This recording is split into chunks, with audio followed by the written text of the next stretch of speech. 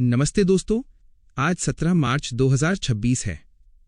आज के इस विशेष समाचार बुलेटिन में हम देश और दुनिया की उन सभी महत्वपूर्ण घटनाओं पर विस्तार से चर्चा करेंगे जो आपकी प्रतियोगी परीक्षाओं और सामान्य ज्ञान के लिए बहुत जरूरी हैं। राष्ट्रीय समाचार और राजनीति। आज की सबसे बड़ी खबर देश की संसद से आ रही है। राज्यसभा में विनियोग विधेयक 2026 पर चर्चा शुरू हो गई है। यह विधेयक सरकार को देश के विकास कार्यों और प्रशासनिक खर्चों के लिए संचित निधि से धन निकालने का अधिकार देता है। बजट सत्र के दौरान इस विधेयक का पारित होना बहुत महत्वपूर्ण माना जाता है। सरकार ने इस बार बुनियादी ढांचे और स्वास्थ्य सेवाओं पर विशेष ध्यान देने की बात कही है। दूसरी महत्वपूर्ण खबर प्रधानमंत्री नरेंद्र मोदी से जुड़ी है। प्रधानमंत्री ने आज सोशल मीडिया के माध्यम से एक संस्कृत सुभाषित साझा किया है। इस संदेश में उन्होंने आत्मविश्वास और इच्छा शक्ति के महत्व पर जोर दिया है। उन्होंने कहा है कि जिस व्यक्ति के पास साहस और संकल्प होता है उसके लिए जीवन में कुछ भी असंभव नहीं है। प्रधानमंत्री ने एक शेर का उदाहरण देते हुए बताया कि कैसे एक अकेला शेर हाथियों के झुंड पर भारी पड़ता है। ये संदेश युवाओं को प्रेरित करने के लिए दिया गया है। कपड़ा मंत्रालय की ओर से एक बड़ी घोषणा की गई है। केंद्रीय कपड़ा मंत्री गिरिराज सिंह ने भारत टेक्स 2026 का शुभारंभ किया है। इसे दुनिया का सबसे बड़ा एकीकृत कपड़ा मेला माना जा रहा है। इसका उद्देश्य भारत को वैश्विक कपड़ा अर्थव्यवस्था में एक प्रमुख शक्ति के रूप में स्थापित करना है। इस आयोजन से भारत के बुनकरों और निर्यातकों को अंतर्राष्ट्रीय खरीदारों के साथ जुड़ने का सुनहरा अवसर मिलेगा। जलवायु कार्यकर्ता सोनम वांगचुक के बारे में भी आज एक बड़ा अपडेट है। केंद्र सरकार ने उनके खिलाफ लगाए गए प्रतिबंधों को हटा लिया है और उन्हें जोधपुर जेल से रिहा कर दिया गया है। वो पिछले कई दिनों से लद्दाख की सुरक्षा और वहां के पर्यावरण को लेकर आंदोलन कर रहे थे। उनकी रिहाई के बाद लद्दाख क्षेत्र में खुशी का माहौल है। अंतर्राष्ट्रीय संबंध और वैश्विक संकट। पश्चिम एशिया में चल रहे तनाव के बीच भारतीय विदेश मंत्रालय ने एक बहुत ही महत्वपूर्ण परामर्श जारी किया है। तेहरान स्थित भारतीय दूतावास ने ईरान में मौजूद सभी भारतीय नागरिकों को चेतावनी दी है कि वे बिना अनुमति और समन्वय के ईरान की जमीनी सीमाओं को पार करने की कोशिश न करें। दूतावास ने कहा है कि ऐसा करना सुरक्षा और कानूनी नजरिए से बहुत खतरनाक हो सकता है। इसी बीच भारत के विदेश मंत्री डॉक्टर एस जयशंकर ने आर्मेनिया की सरकार को धन्यवाद दिया है। आर्मेनिया ने ईरान से लगभग 550 भारतीय नागरिकों को सुरक्षित निकालने में भारत की बहुत मदद की है। ये घटना दर्शाती है कि भारत के संबंध अपने पड़ोसी और मित्र देशों के साथ कितने मजबूत हैं। अमेरिका की राजनीति से भी एक बड़ी खबर है। वहां के राष्ट्रपति ने स्ट्रेट ऑफ हॉर्मुज में सुरक्षा बनाए रखने के लिए दुनिया के 7 देशों से अपने युद्धपोत भेजने का आग्रह किया है।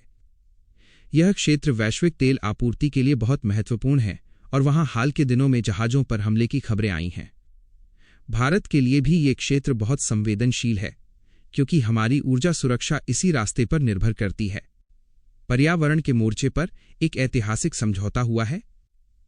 जिनेवा में संपन्न हुए संयुक्त राष्ट्र जलवायु शिखर सम्मेलन में दुनिया के नेताओं ने जीवाश्म ईंधन के उपयोग को कम करने पर सहमति जताई है। इस समझौते के तहत 2035 तक वैश्विक स्तर पर जीवाश्म ईंधन की खपत में 45% तक की कटौती करने का लक्ष्य रखा गया है। अर्थव्यवस्था और व्यापार। भारतीय अर्थव्यवस्था के लिए आज का दिन बहुत ही उत्साहजनक है। भारतीय रिजर्व बैंक ने वित्त वर्ष 2026-27 के लिए भारत की जीडीपी विकास दर के अनुमान को बढ़ाकर 7.2% कर दिया है। रिजर्व बैंक के अनुसार घरेलू खपत में वृद्धि और विनिर्माण क्षेत्र के विस्तार के कारण यह वृद्धि संभव होगी। ये खबर भारत को दुनिया की सबसे तेजी से बढ़ती बड़ी अर्थव्यवस्था के रूप में मजबूती प्रदान करती है। व्यापार जगत में टाटा समूह ने एक बहुत बड़ा धमाका किया है। टाटा ग्रुप ने गुजरात में सेमीकंडक्टर निर्माण की एक विशाल इकाई स्थापित करने के लिए $10 बिलियन के निवेश की घोषणा की है। यह भारत की सबसे बड़ी सेमीकंडक्टर निर्माण सुविधा होगी। इस परियोजना से लगभग 20,000 लोगों को प्रत्यक्ष रोजगार मिलने की संभावना है। ये कदम भारत को इलेक्ट्रॉनिक उपकरणों के मामले में आत्मनिर्भर बनाने की दिशा में एक मील का पत्थर साबित होगा।